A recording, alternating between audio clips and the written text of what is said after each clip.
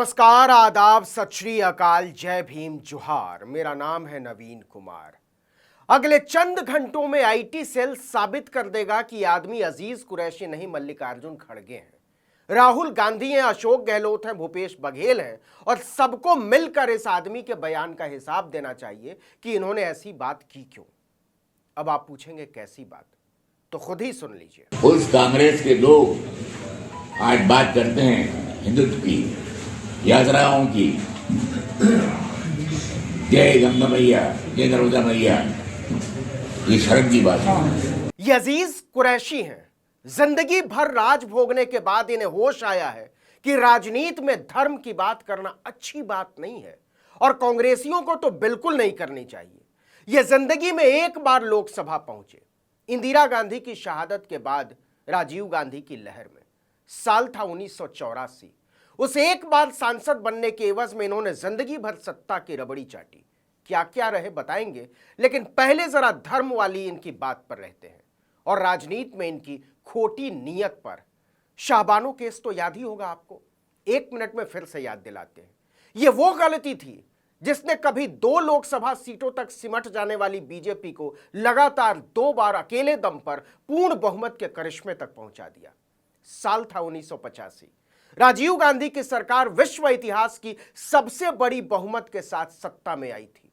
लोकसभा की 542 सीटों के लिए हुए चुनाव में कांग्रेस ने 401 सीटें हासिल करके बहुमत का इतिहास रच दिया था। इस चुनाव में भारतीय जनता पार्टी को सिर्फ 2 सीटें मिली थी। इस नतीजे के अगले साल सुप्रीम कोर्ट एक फैसला सुनाता है। एक मुस्लिम तलाकशुदा महिला गुजारे भत्ते के लिए कोर्ट पहुंचती है। उसका नाम था शाहबानो। शाहबानो उत्तराखंड के काशीपुर की रहने वाली थी। यह केस बहुत दिलचस्प है। क्या आप इसके बारे में जानना चाहेंगे? क्योंकि इससे पता चलेगा कि अजीज कुरैशी जैसे लोग कितने खुदगर्ज और कितने कमजर्फ होते हैं, और धर्म को जूते के तल्ले से ज्यादा कुछ नहीं समझते, वो चाहे हिंदुत्व हो या इस्लाम, ईसाइयत हो या कोई और धर्म। अजीज कुरैशियों जैसों को खुश करने के चक्कर में ही कांग्रेस ने अपने आप को बर्बाद कर लिया। आगे ये बात और साफ हो जाएगी, इसलिए अजीज कुरैशी की सोच से पहले जरा शाहबानो केस के बारे में ठीक से समझ।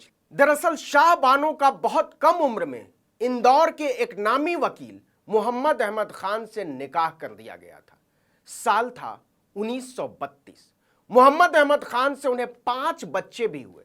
इसके 14 साल बाद यानी 1946 में अहमद खान ने दूसरा निकाह कर लिया। फिर भी शाहबानो उनके साथ रहती रही, क्योंकि अहमद खान ने उन्हें तलाक नहीं दिया था। लेकिन पहले निकाह के पूरे 46 साल बाद और दूसरे निकाह के पूरे 22 साल बाद 1978 में अहमद खान ने शाहबानो को 3 तलाक दे दिया और घर से बच्चों समेत निकाल दिया। तब शाहबानो की उम्र थी 62 साल। तलाक के समय वकील अहमद खान खासे रईस हुआ करते थे। उन्होंने शाहबानो को 200 रुपए महीना गुजारा भत्ता देने का वादा किया, लेकिन कुछ ही महीनों के बाद उन्होंने गुजारा भत्ता देने से साफ इनकार कर दिया।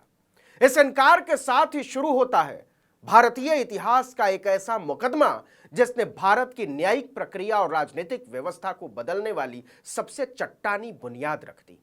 शाहबानो ने सीआरपीसी की धारा 125 के तहत गुजारा भत्ता हासिल करने के लिए इंदौर की स्थानीय अदालत में मामला दायर किया।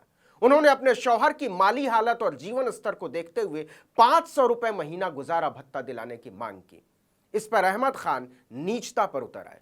उन्होंने बाकायदा लिखित में कोर्ट में दलील दी कि निकाह के वक्त मेहर की कुल रकम 5400 रुपए ही तय हुई थी और यह रकम उन्होंने बहुत पहले अदा कर दी है। इसके बाद शरीयत के आधार पर बने मुस्लिम पर्सनल लॉ के तहत शाहबानो को गुजारा भत्ता देने के लिए वो बाध्य नहीं है। कोर्ट ने इस दलील को मानने से इनकार कर दिया और हर महीने 25 रुपए गुजारा भत्ता देने का आदेश दिया। गौर कीजिए, सिर्फ 25 रुपए। शाहबानो के पति इस फैसले के खिलाफ हाईकोर्ट चले जाते हैं, लेकिन मध्य प्रदेश हाईकोर्ट ने जुलाई 1980 में फैसला सुनाया कि गुजारा भत्ते की रकम बढ़ाकर 179 रुपए कर दी जाए। शाहबानो के खाविंद अहमद खान की नीचता जारी रहती है। वो इस फैसले के खिलाफ सुप्रीम कोर्ट पहुंच जाते हैं। 3 अप्रैल 1981 को यह मामला 2 जजों जस्टिस मुर्तजा फजल अली और ए वरदराजन के सामने लिस्ट होता है, सूचीबद्ध होता है। जज समझ जाते हैं कि यह मामला जितना गंभीर लग रहा है उससे कहीं ज्यादा गंभीर है। इसके बाद दोनों जज इसे 5 जजों की खंडपीठ को रेफर कर देते हैं। 5 जजों की इस खंडपीठ में थे तत्कालीन मुख्य न्यायाधीश और मौजूदा चीफ जस्टिस डीवाई चंद्रचूड़ के पिता justice YV Chandrachud, justice Ranganath Mishra भी बाद में चीफ जस्टिस बने। इसके अलावा बेंच में थे जस्टिस डीए देसाई, जस्टिस ओ चिन्नप्पा रेड्डी और जस्टिस ईएस वेंकट रमैया। मामले की सुनवाई 4 साल तक चलती रही।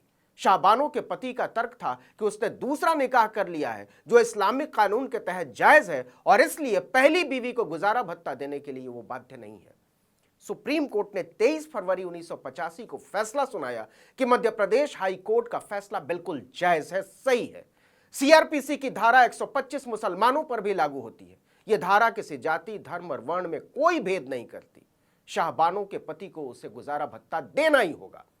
उस समय पहली बार सुप्रीम कोर्ट ने कहा था कि देश में समान नागरिक कानून की आवश्यकता महसूस होती है, जिस पर सरकार को विचार करना चाहिए।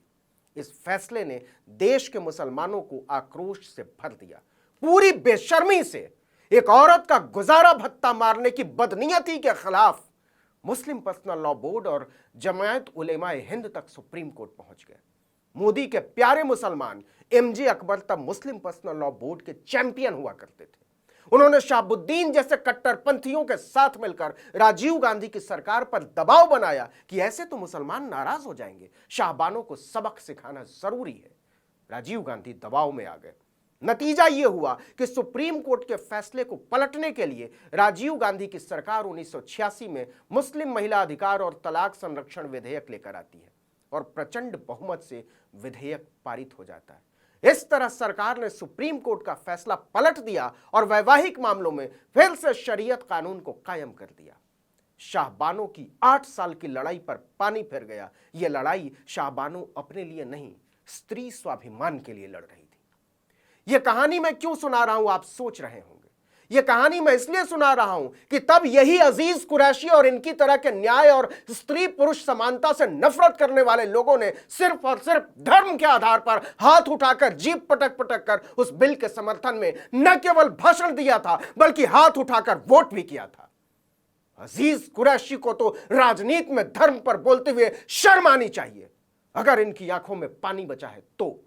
काश उस रोज अजीज कुरैशी जैसे कठमुल्लों ने यह कहकर राजीव गांधी को धमकाया होता कि अगर आपने शाहबानो पर सुप्रीम कोर्ट के फैसले को पलटा तो इस देश के मुसलमान शांत नहीं बैठेंगे।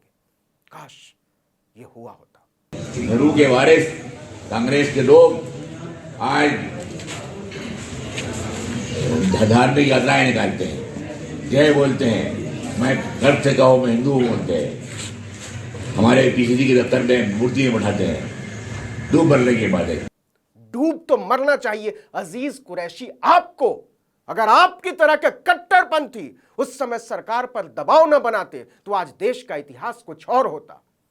इसी कट्टरपन की वजह से सिर्फ एक बार का सांसद रहा शख्स 3-3 राज्यों का राज्यपाल बना दिया जाता है।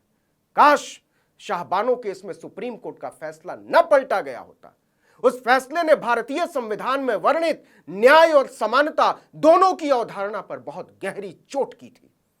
उस भयानक भूल का नतीजा यह हुआ कि हिंदू बुरी तरह नाराज हो गए और हिंदुओं को खुश करने के लिए राजीव गांधी से अयोध्या के राम मंदिर का ताला खुलवाया गया। राजीव गांधी ने ही मंदिर का शिलान्यास भी किया, लेकिन इन दोनों ही कोशिशों को इतिहास ने खारिज कर दिया। न मुसलमान खुश हुए, न हिंदू खुश हुए और कांग्रेस बैठती चली गई। मुझे कोई डर नहीं, कहना निकाल देना पड़ेगा, एक डूब मरने की बात है। अजीज कुरैशी जैसे लोग इतिहास के वो नासूर हैं जिन्होंने राजनीति को धर्म के दलदल में धकेला। और किस लिए धकेला? उस औरत का हक मारने के लिए जिसे उसके पति ने शादी के 46 साल बाद 5 बच्चों के साथ सड़क पर फेंक दिया था। इसका अंजाम क्या हुआ आज हम सबके सामने है। अगर किसी को वाकई चुल्लू भर पानी में डूब मरना चाहिए तो वो अजीज कुरैशी और एमजे अकबर जैसे लोग हैं। क्या कमाल है कि एमजे अकबर ने तब कठमुल्लों का साथ दिया। वो देश भर में आंदोलन कर रहे थे शाहबानो केस पर फैसले को पलटने के लिए। तब वो मजहबी कानून के कट्टरपन के पक्ष में भाषण दे रहे थे। लेकिन मोदी सरकार में जब वो विदेश राज्य मंत्री बने तब 3 तलाक के खिलाफ बोलने के लिए भी उन्हीं को आगे किया गया। अब आप खुद तय कीजिए कि अजीज कुरैशी जैसे लोगों की जगह इतिहास में क्या होनी चाहिए। इस वीडियो में इतना ही, लेकिन अगर आपने आर्टिकल 19 इंडिया को अब तक सब्सक्राइब नहीं किया तो फौरन कर लीजिए, बेल आइकॉन दबाइए, घंटी जैसी आकृति, लाइक कीजिए और कमेंट करके बताइए हमारा वीडियो आपको कैसा लगा। यूट्यूब पर देख रहे हैं तो हमारे चैनल को सब्सक्राइब जरूर कीजिए, फेसबुक पर देख रहे हैं तो हमारे पेज को लाइक कर लीजिए, इंस्टाग्राम पर हमें फॉलो कीजिए और हमारा ट्विटर हैंडल है आर्टिकल 19_इंडिया और मेरा ट्विटर हैंडल है नवीन जर्नलिस्ट। आप मुझे भी फॉलो कर सकते हैं। नमस्कार।